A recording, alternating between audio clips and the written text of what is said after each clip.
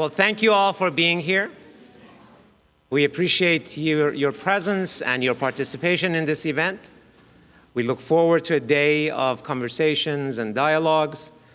And as an urban serving university, we are delighted to have the opportunity to talk about issues that are of importance to our community, to our region, and to our nation. Before I start, I would like to invite our Chancellor, Dr. Mark Pagano, to offer his welcoming remarks.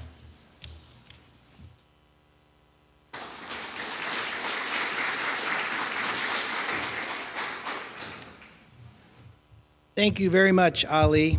Every morning when I get up, I can't believe that I get the opportunity to come to this wonderful place and do these kind of things like welcome this group. As I was thinking about what to say this morning, I started thinking about things I heard yesterday, and I heard an analogy of the perfect storm when I was in Seattle, and I thought of this event this morning as a perfect storm. Here we are at everybody's favorite urban serving institution in the entire country, in our favorite town, not only in the state of Washington, but the whole country. I believe it's my favorite town in the whole country. We have our favorite, I better not say that, one of our favorite leaders on campus in charge of the Urban Studies Department, which is a flagship program, our signature program for an urban serving university. And then I looked at the list of presenters for this event this morning and thought, my goodness, more things causing the perfect storm to happen. And then I turned the page, and there was a list in there of the 200 people that were expected this morning. I started reading the names. I recognized a lot of the names, so the audience is packed with our public officials, our leaders, our educators, our faculty, our students, who all are contributing to this topic as well as this urban serving institution. And then I woke up to the perfect weather for February in Tacoma. So anyway, I look forward to great things to happen for this event today. The topic is a little bit relevant to our time and our place. So I'm excited for all of you. I can't be here all day. I'm going to come in and out, but I know that you're going to have a really rewarding day and a good conversation. So thank you all for being here, and welcome to the University of Washington, Tacoma.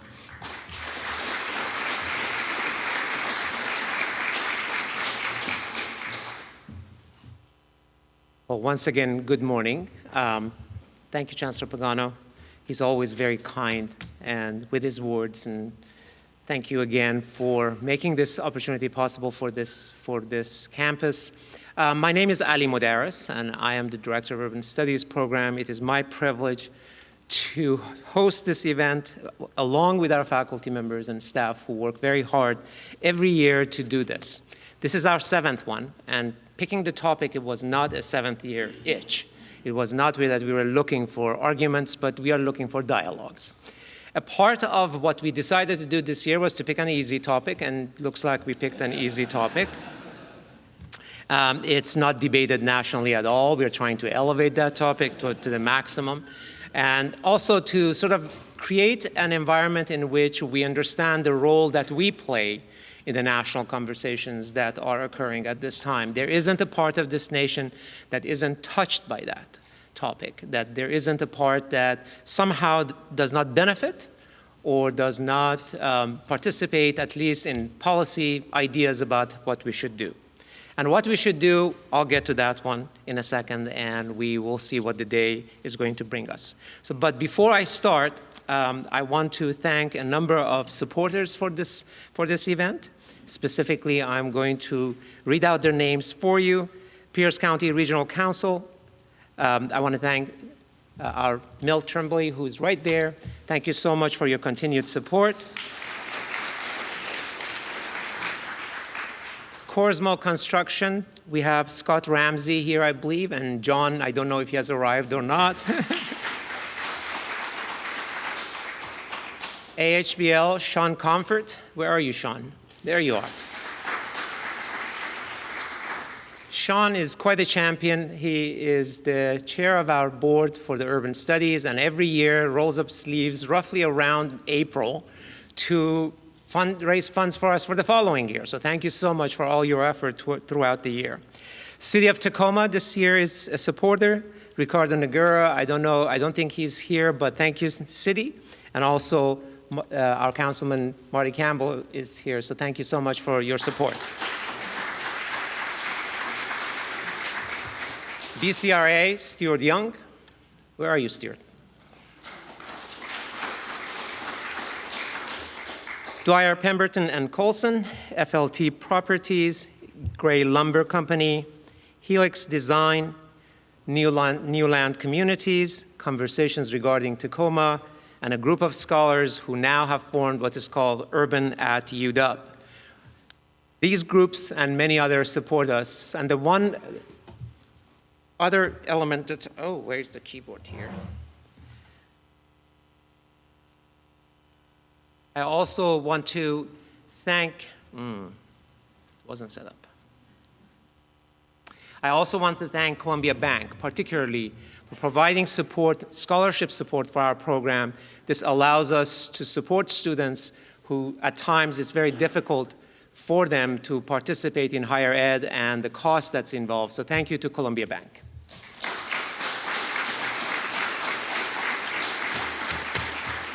I also want to ask our advisory board members to get up at this point en masse. Thank you so much for all your help.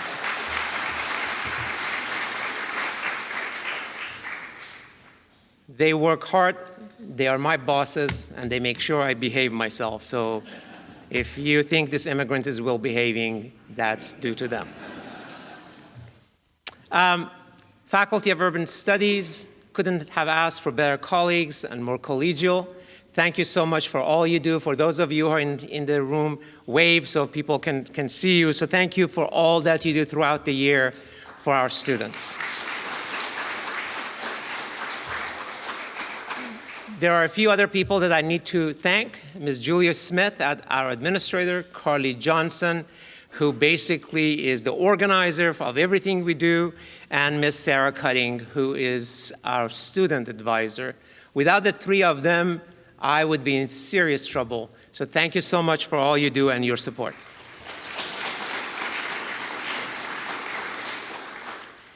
Two people particularly helped with organizing the event and helping me with identifying the best of the speakers that you will meet today, Ms. Liz Dunbar and Ms. Emily Hall. I'm sure they're in the room. I've seen them. We have one other supporter that he doesn't know I'm going to highlight him, Mr. David Fisher, Executive Director of the Broadway Center. He's graciously supportive in the background and in the forefront. Last night he shared the wonderful space in Pantages Theater with us, but he also shared a piece of information that I think is important for you to know. When you think of anchor institutions and when you think of landmark buildings, Pantages Theater comes to mind. And who built it?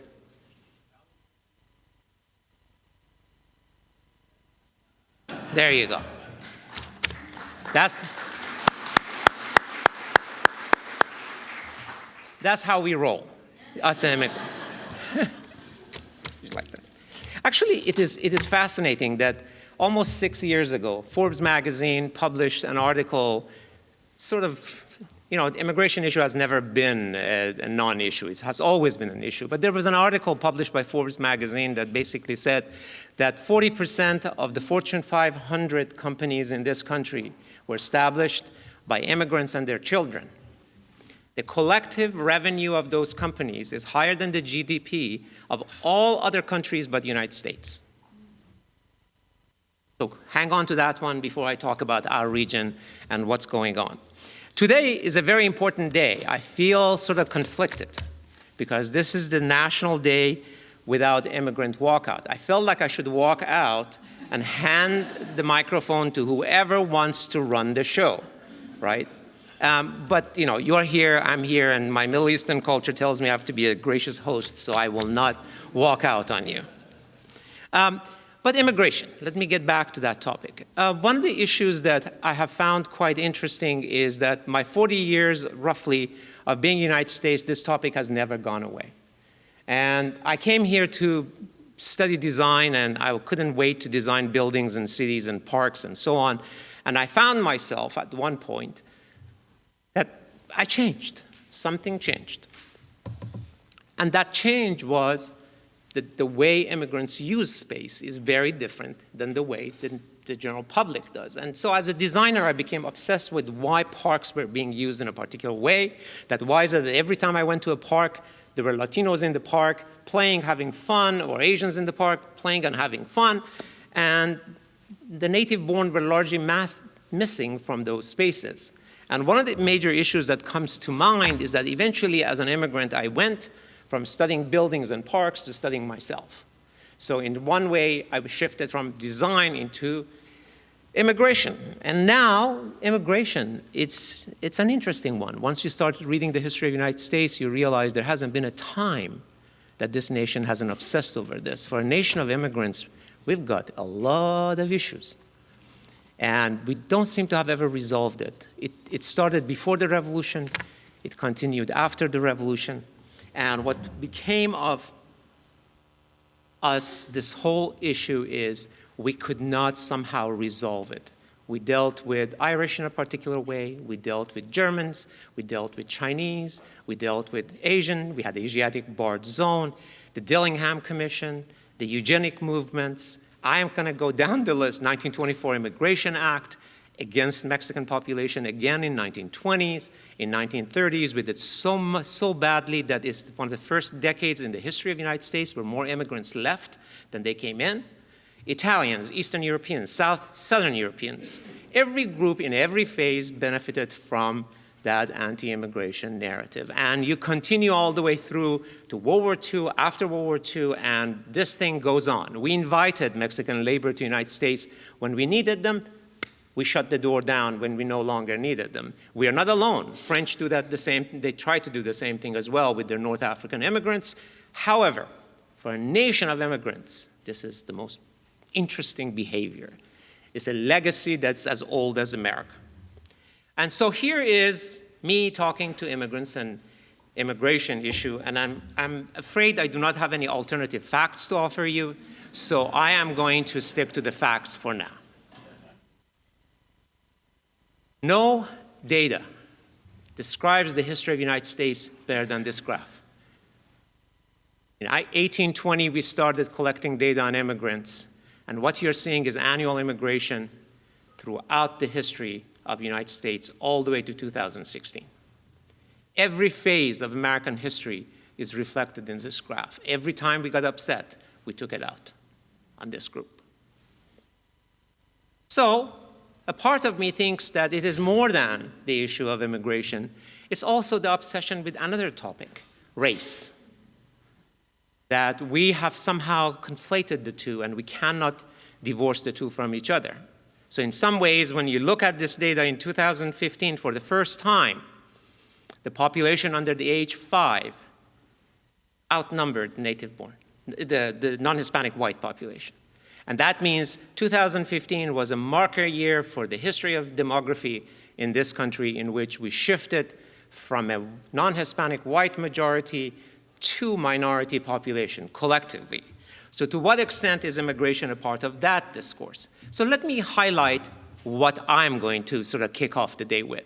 If you put all that data aside, if you listen to all that TV has to say on either side of the issue, I want you to think about immigration in this way.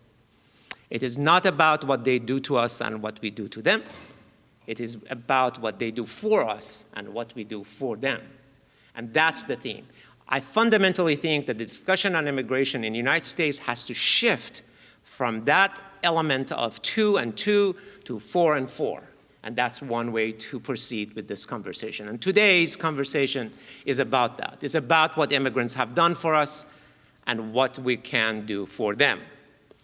In terms of the series of data, I'm going to go quickly through them because I want to stop at 9 o'clock and ask the panel to come up, but I thought we start the day this way. If you look at the population structure, demography of this country, what you find out is that we are a country that gradually, in the younger population, it has declined in number with lower fertility rate, except for immigrants. Remember that first graph I showed you? If you remove the under 5 who are not non-Hispanic white, this country would be aging just like European countries. Without immigration and without minority population, we would be in trouble. I assure you. There would be, the working age population would decline. And there's a reason for that. And the reason? Immigrants come in their working age population. They're fundamentally here to work. All other narratives do not make sense. Why would you leave your country where everybody speaks your language, nobody frightens you or tells you anything about your language abilities or linguistics in terms of pronunciation properly, and then being, sort of oppressed a little bit? I just will be kind and use a little bit. Why would you come here and not want to work? So fundamentally, immigrants are of the working age, and they do work. So let's take a look at see what's going on.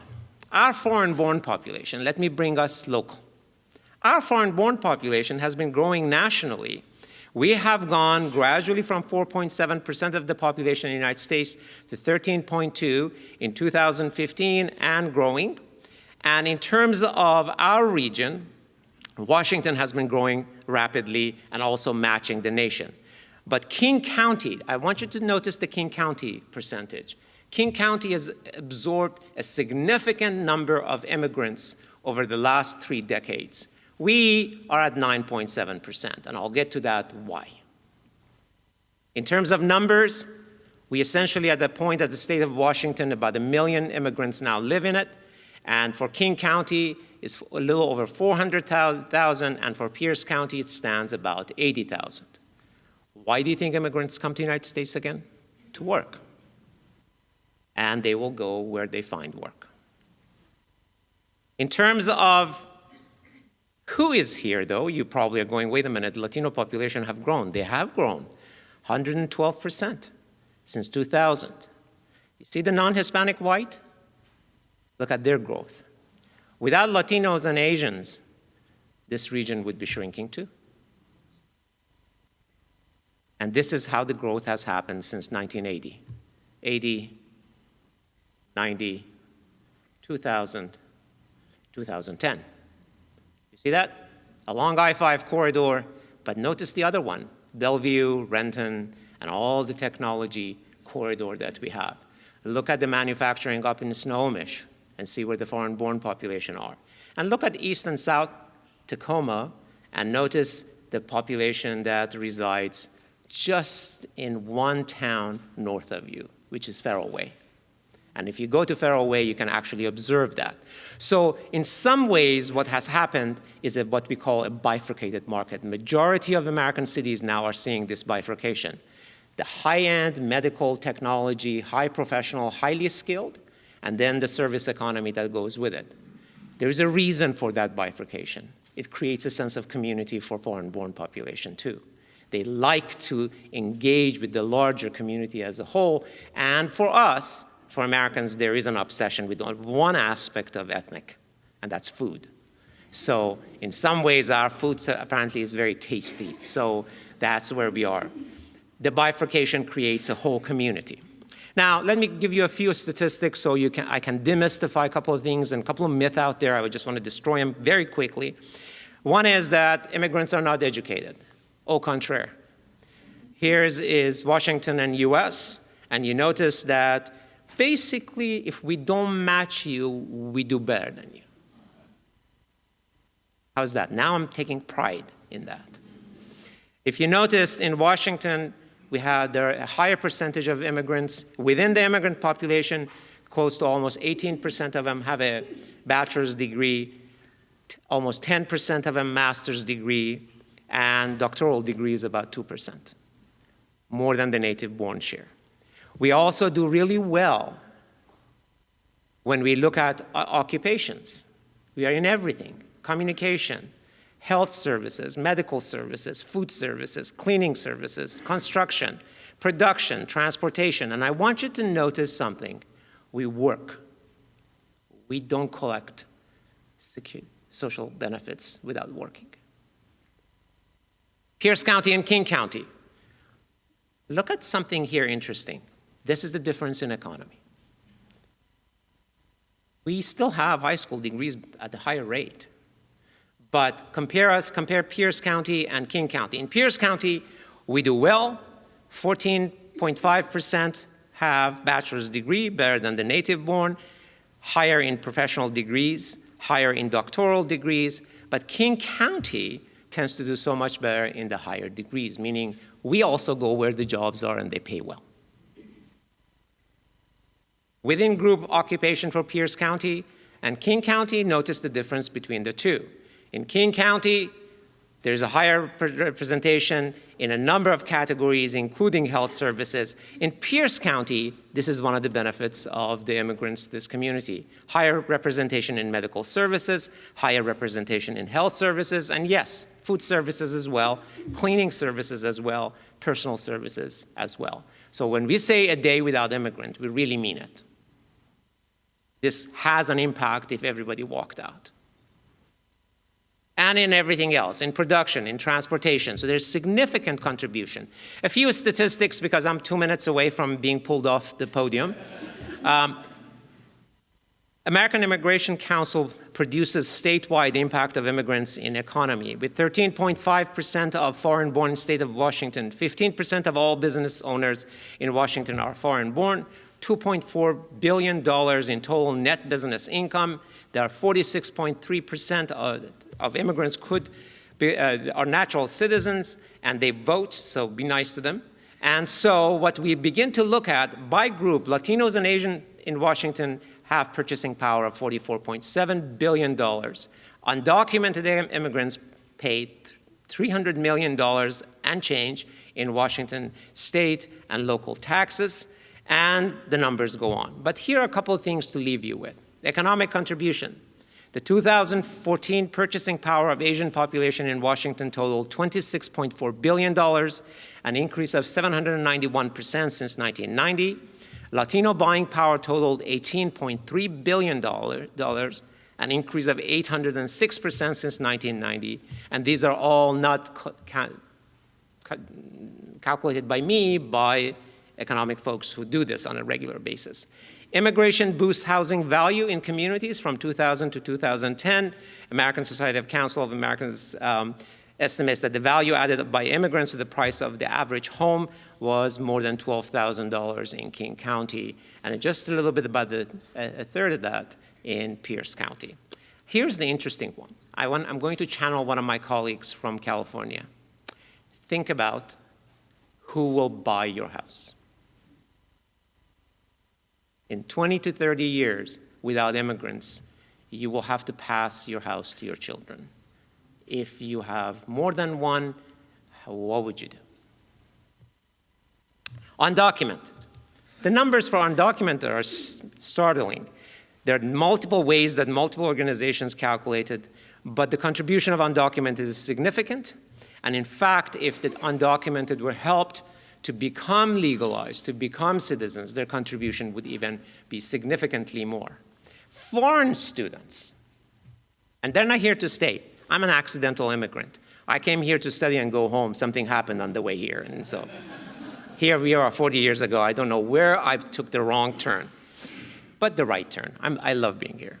Washington's foreign-born population, foreign students contributed $737 million to the state's economy, in tuition, fees, and living expenses. In 2015-2016 academic year, that increased to $825 million, supporting nearly 8,000 jobs. So, let's discuss this. That's what they do for us. Let's discuss what we do for them and how much more can we do. Thank you for being here. Looking forward to the conversation, and I ask the first panel to come up. Thanks.